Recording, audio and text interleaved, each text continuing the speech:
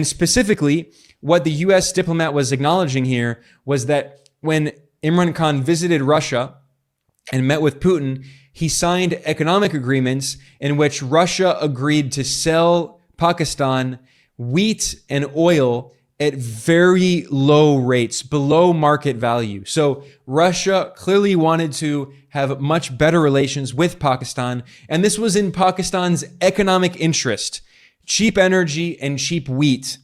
Pakistan is a country that has suffered for a long time from a current account deficit. That is, it often imports much more than it exports.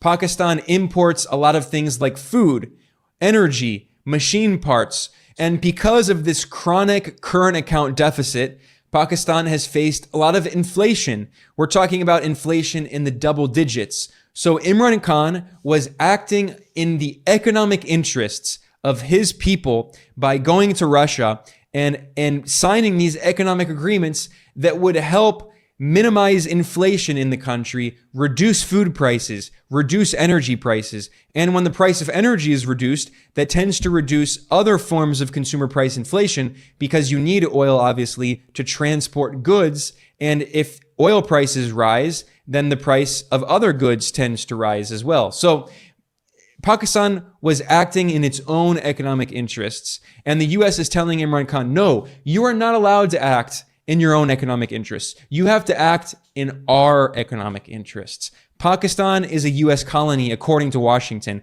That's the way they see it. And here we have smoking gun evidence of a top US diplomat basically telling Pakistan exactly that.